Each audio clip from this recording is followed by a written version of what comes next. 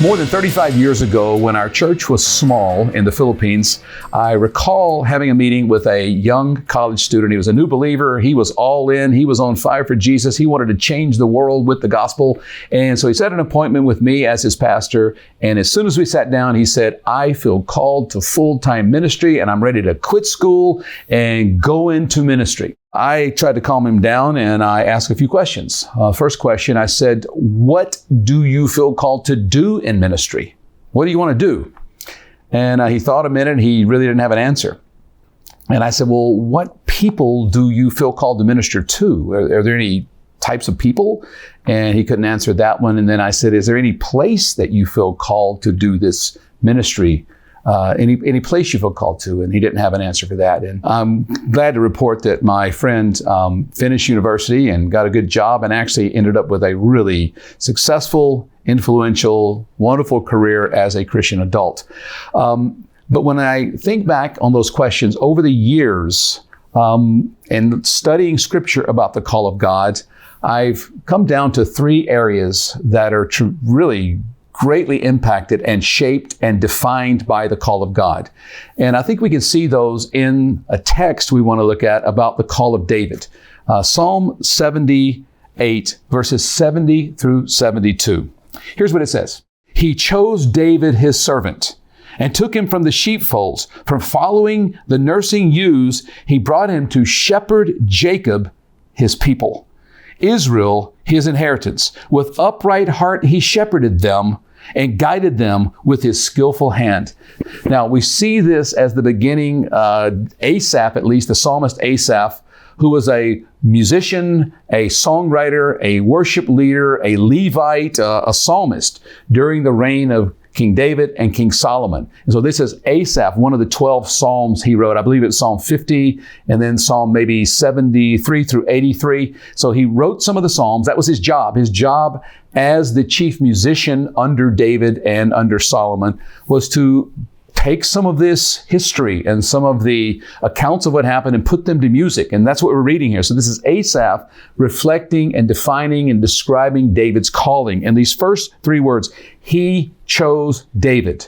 That's a calling. A calling is not something we volunteer for. A calling is something God chooses us for. It's not something that we interview for. And this is not something that we pursue or seek. David seemed perfectly content where he was, but Asaph captures, I think, the heart of the calling. It's initiated by God, and then there's a human response. There's a divine call that's followed, hopefully, by human consecration, by human obedience, by human pursuit. But God chose David. And it's important, those next two words. He chose David, his servant. The starting point of a great call is serving. And not that the serving ends when we realize the calling, but that serving, that service, and that servant's heart is really at the core of what a divine call is. And I need to say this because I mentioned the young Filipino who felt called by God. Really, I think there was an excitement to pursue God and honor God, and he thought full-time ministry was really the only way to do that.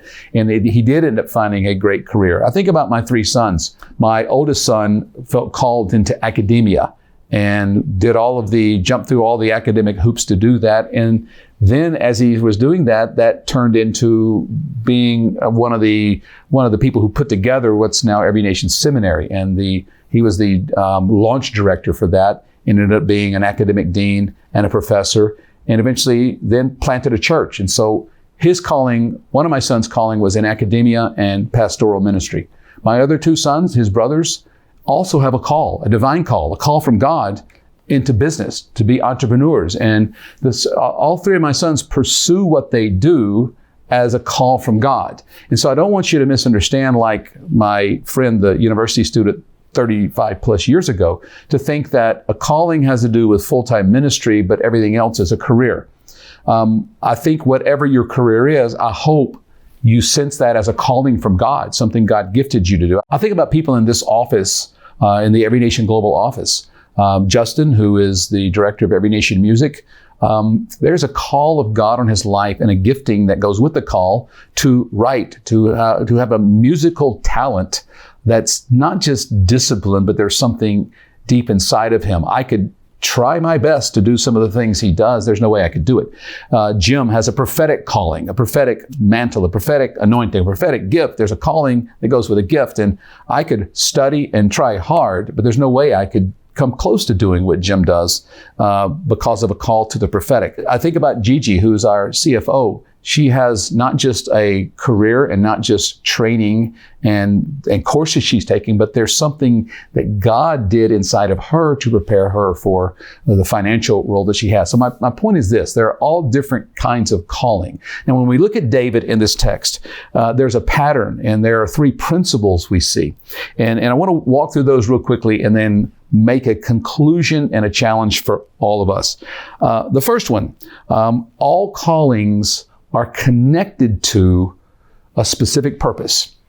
Specific purpose. And it's clear that the purpose of David's calling was leadership. And we find him leading on the battlefield. We find him leading in the tabernacle, in the temple, and the places of worship. We find him eventually leading in a place of palace, but David always ends up in a leadership role. And it was a calling of leadership that ended up, all of the leadership places we find David is preparation to be this great king that he was and to lead God's people. There's a purpose for the call. And that's what, when that young man told me he felt called to full-time ministry, I was trying to identify what's the purpose though. What is it? And I know when my wife and I were called to the Philippines, we knew the purpose. We knew why we went there. We knew we were called to plant a church that would reach the future leaders in every aspect of society, whether it's education or finance or arts and entertainment or athletics or government or whatever we felt like. And so then you go, well, where are those leaders? Well, they're on the university campuses. Okay, so then where should we put the church?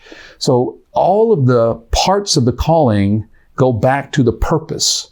What is the purpose God's called you to? And with David, the purpose was leadership. Secondly, David's calling brought him to a specific people.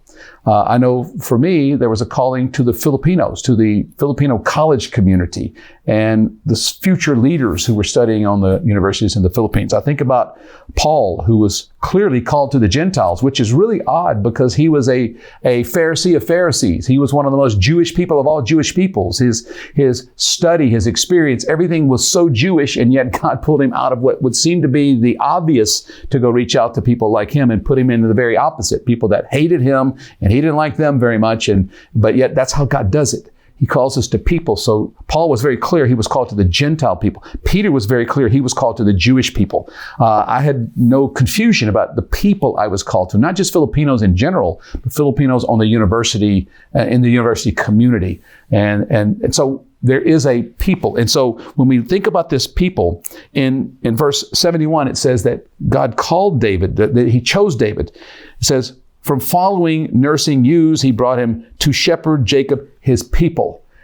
The call, especially the call to leadership, is about people. It's not to lead a kingdom, and it was not to lead the military for David. It was not to lead the musicians. It was to lead people. Yes, he did lead military by leading people. He did lead the worship by leading people. He did lead the kingdom when he led people. So one way or the other, no matter what, whether it's my sons, one called to pastoral ministry and education, the other's called to entrepreneurship. It's still people. We're still called to people no matter what that calling is. And finally, David was not only called with a specific purpose to lead, to a specific people, and it says they were God's people, but also to a specific place. And the purpose and the people determine the place. And so if we're called to this purpose and this people, then what is the best place to do that? And so what it says here is that he took him from, in verse 70. And this is how callings go in terms of place. He took him from something, the sheepfolds, and then it says he brought him to shepherd his people. So sometimes a calling does change our location. It's a from to, and that place. And what is the place? And the place is the best place to do the purpose and to reach those people. So for us to go to Manila's University Belt, the place was logical. The place made sense because there was a purpose and there was a people. Where are those people? What's the best place to fulfill that purpose and to reach those people? The place is the easiest. Now, I was really happy in Starkville, Mississippi, reaching Mississippi State University students, very happy. And then God called Deborah and I to the Philippines. After decades in the Philippines, we were very happy in the Philippines. That was home. And then God called us from there because the purpose that He had for me shifted. And then we went from Manila to Nashville.